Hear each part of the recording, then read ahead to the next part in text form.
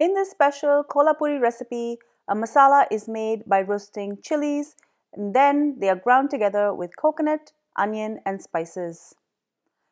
To make the infamous Kolhapuri mutton or Tambda Rassa, coconut and onion are roasted and then ground. A combination of ginger and garlic and coriander is also ground.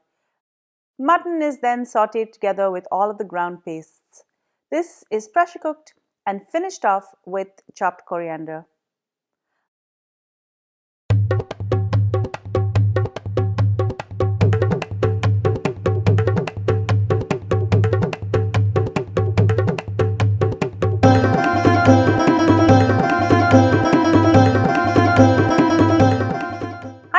Welcome back to Cravings Food Adventures. I'm Ahmed. Today I'm excited. I'm going to show you how to make a traditional Kolhapuri recipe. This is called Mutton Kolhapuri, also known as Tambda Rassa. It's basically a curry that looks copper or reddish in color, and it's pretty watery and it's pretty spicy. Before I go any further with this recipe, to make sure you subscribe to my channel and make sure to ring that bell to be notified every time I upload a new video. Now, let's get cooking. Let's start with the Kohlapuri Masala. Here's how you make the Kohlapuri Masala. This can be made ahead and it will yield enough masala for a few different recipes.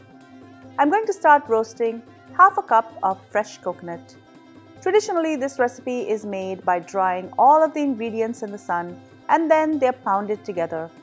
Living in Toronto, this is harder to do, so I will be roasting everything and then I will use my food processor to grind it together.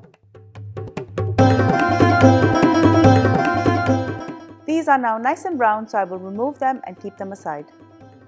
Next, I'm going to add half a cup of onion. The drier your onion, the better. I usually like to leave these in a towel for about 30 minutes to absorb the extra water.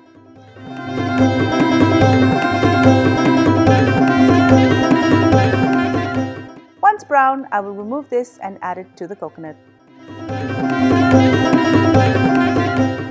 Next, I'm going to add in 2 cloves of garlic. This is roughly about a tablespoon and I've just sliced it. I'm going to add half a tablespoon of Khus Khus or white poppy seeds. I'm also going to throw in a couple of whole spices. I have 2 Star Anise, 2 Black Cardamom, 5 Green Cardamoms and 2 inches of cinnamon.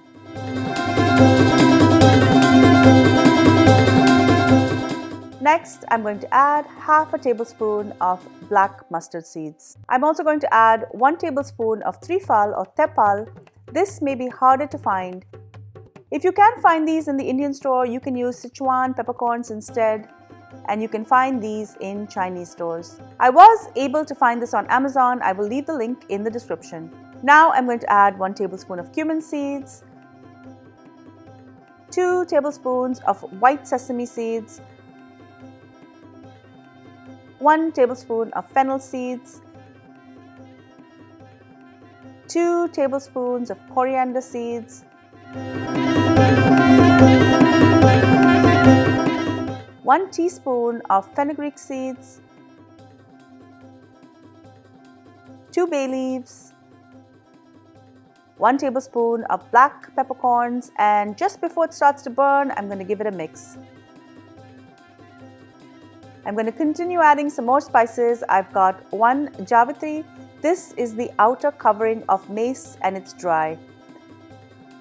I'm also going to add 1 teaspoon of dagad phul. This is called black stone flower and you can find it on Amazon if you can't find it at your grocery stores. I'm going to throw in 10 cloves and I'm going to roast everything well and keep it aside.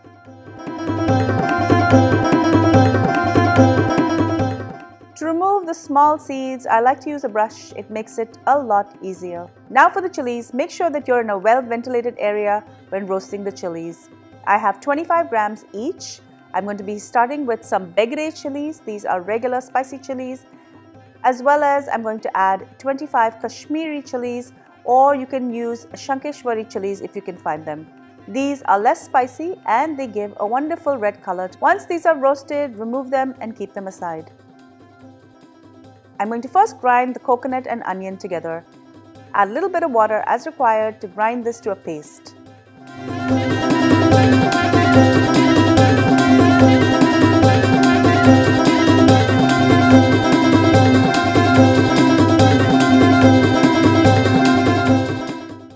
I'm going to add in all of the other spices we roasted.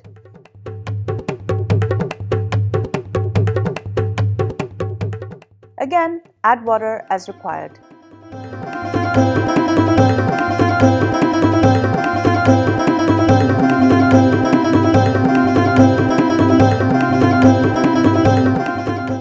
Finally, I will add in the chilies and some more water.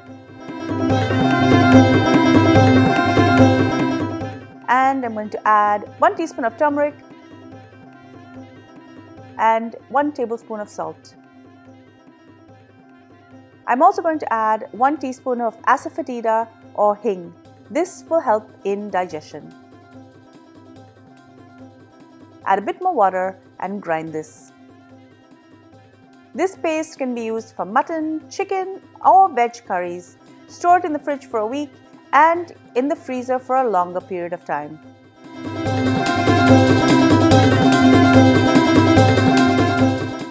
To make the Tambda Rassa, I'm going to start with roasting 1 cup of coconut, followed by 1 cup of onion. Add a bit of oil after the onion has roasted for a bit, as I want to get a nice caramelization on it.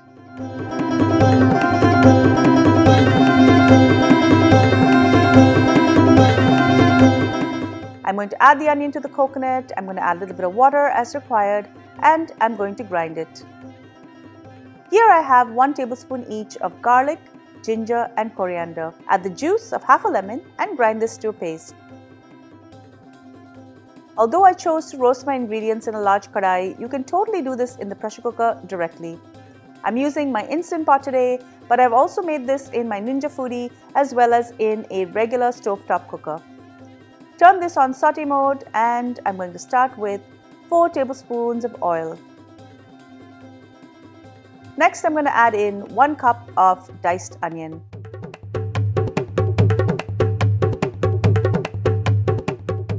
I'm going to add the 3 tablespoons of the ginger and garlic and coriander paste that I just made earlier. And I'm going to add 4 tablespoons of the prepared Kohlapuri Masala I made earlier as well. Add 2 tablespoons of red Kashmiri Chilli powder, 1 teaspoon of turmeric,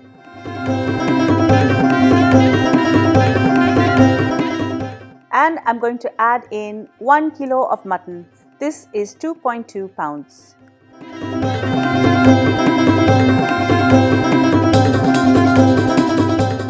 Add 1 tablespoon of salt and I'm just going to mix this all together. Now I'm going to add in the ground coconut and onion paste.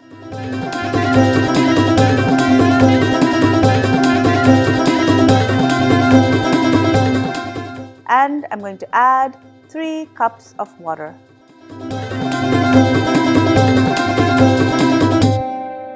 Give this a good stir and I'm going to put on the pressure cooker lid. I'm going to set this to pressure cooker mode for 20 minutes. If using a regular pressure cooker, let it go for about 4 whistles. After the timer goes off and the pin drops, I'm going to open the cooker. This is pretty much done, but we now want to thicken up the gravy a bit. I'm going to turn it back onto saute mode and let this boil for another 10 minutes. Finish off with some chopped coriander and this is ready to serve.